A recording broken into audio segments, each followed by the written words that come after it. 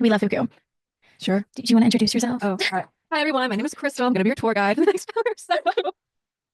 We're going on a tour on by erasure and coming out, actually. Right. That's the whole point we're here, right? That is the whole point. That is the reason we're here. Right. Fun fact. Right.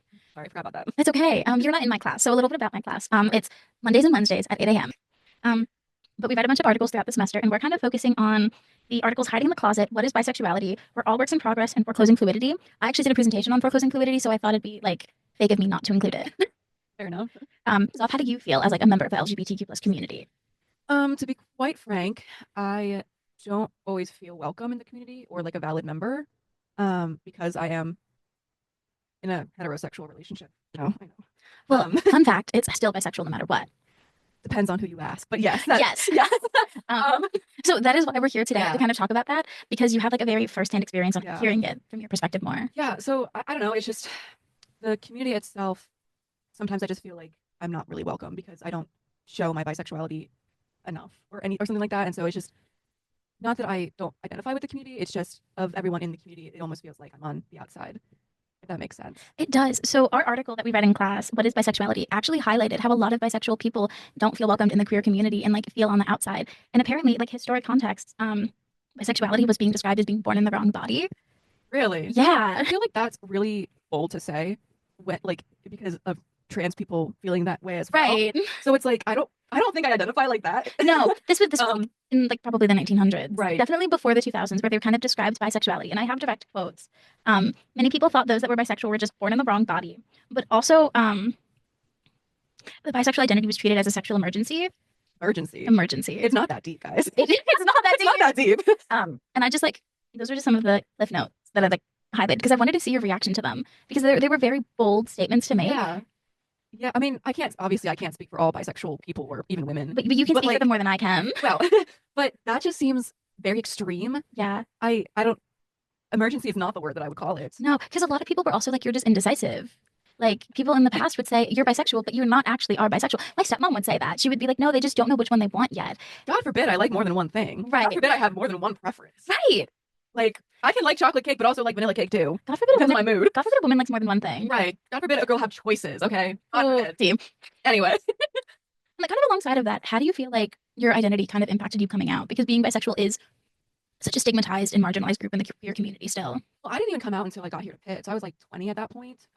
Because well, when I was home, you know where we're from. Very conservative, very like, yeah. And so I never even let myself think of it as an option.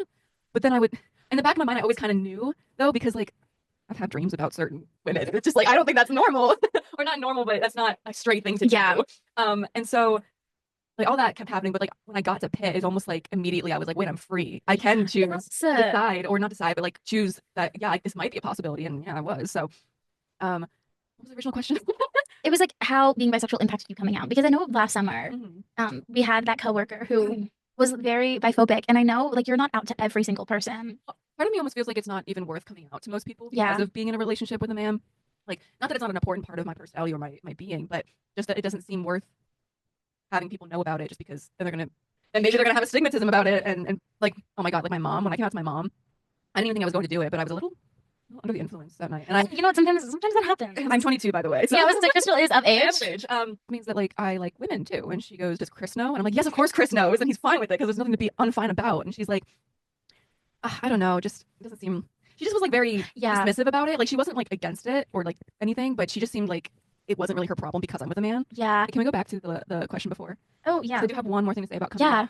Coming out, like the first people that I came out to were people that I just met here at Pitt because I mean I live with 3 other girls and I didn't want things to be weird, like because I knew that I was bi, but they didn't know that I was bi, and they would be like doing like changing in front of me, and I'd be like, I think you need to know something first before you do that. Just not that I would do anything or like think anything. I feel like that's a very internalized like homophobic thought because like even when I was in gym before I realized I was gay, I would change behind like in one of the showers because it felt wrong. Like seeing, and like it wasn't for anything other than being gay was so stigmatized. Being like into women as an AFAB person was so stigmatized. Well, I also just feel like in a way, if I had let them change in front of, not let them, but like if they had changed in front of me, not knowing that I was queer, like almost like I was lying to them for a gain. I didn't want them to think that if they ever, you know what I mean? So, but I was like terrified to tell them because I didn't want them to treat me any differently. Like just like if I joke with you, like saying like you're hot or something, like I don't want you to take that as me hitting on you. Right. And I was like so scared about that. You're also a very like jokey flirt. Yeah. No, I know I am. And I'm like that with everybody. So it's like, it's not like I'm like, getting that across, but they like to them. Do you prefer cheesecake or post-podcast cheesecake? So kind of alongside of that, because for closing, like you're bisexual is like a form of fluidity because it's like a fluid part of the spectrum. Yeah. How do you feel like for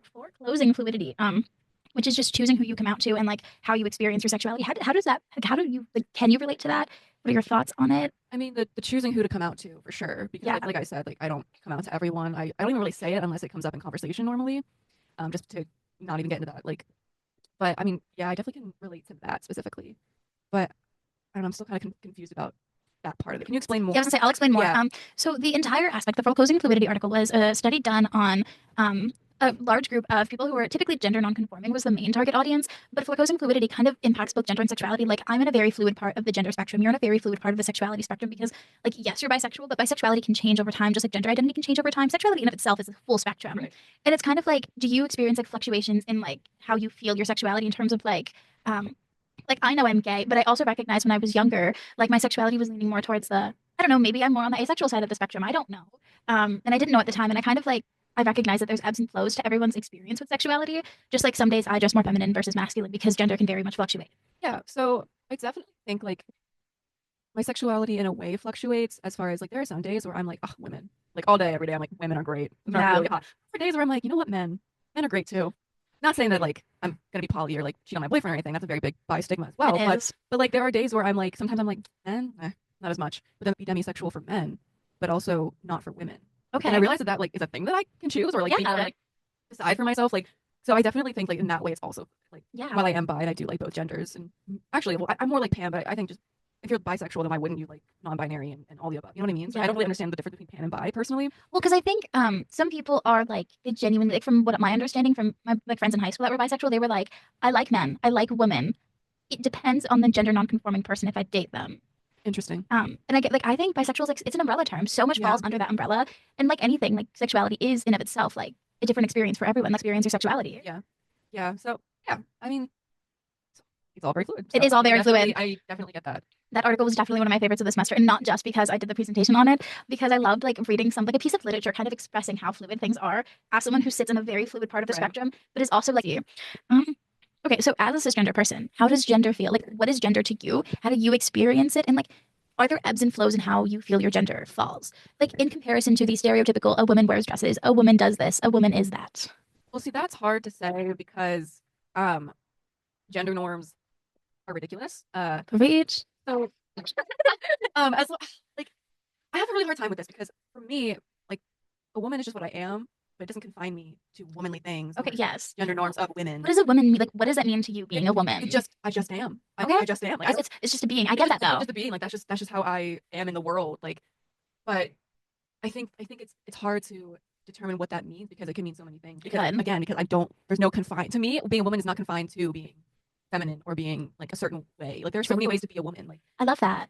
yeah, but there are days where I do feel more feminine where I'm like, oh, I could wear a dress, like that'd be nice. I do look great in them, like whatever. But most of the time, like And the dresses she has are fire. I have great style, what can I say? But then most of the time I'm like, I don't want to say it this way, but like I kind of dress like a butch lesbian sometimes. Like you do, but but I think that's a part of it. I think a lot of I think everyone really likes checking boxes, and life isn't a box you can check. And I Right. think style. I've seen a lot of people where it's like you're wearing a skirt, you must be a woman. No, clothing isn't gendered. A style isn't gendered. Like you might dress like what a butch lesbian dresses like, but that doesn't make me a butch lesbian. exactly like Yeah. just because people associate that with that like that style with a specific sexuality and group in that sexuality. Sorry, Mike. Yeah. Just because they associate it with that specific group doesn't like that doesn't make it the end all be all. Right.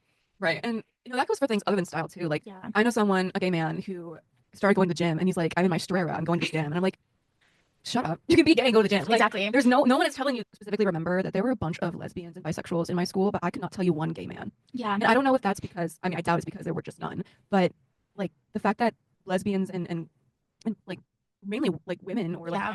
were way more comfortable coming out than men in my school. Like is very interesting because I think if nothing else, it's mainly because lesbians are so hypersexualized I was gonna say by straight people. yeah. That in a way they're in a safer space because it's like, oh, that's hot. Right. You know? I was gonna say that like reminds me of a topic we had in class. I don't remember the name of the article, but we're like it was heavily talking about how men are so much more like concerned about being out as gay, so they're just like pretending they're straight but fucking their man best friend. Yeah. And I think it's such a crazy like environment to be in because I remember being in high school. I'm from Identifying with it because I don't want them to think that I'm that kind of Christian.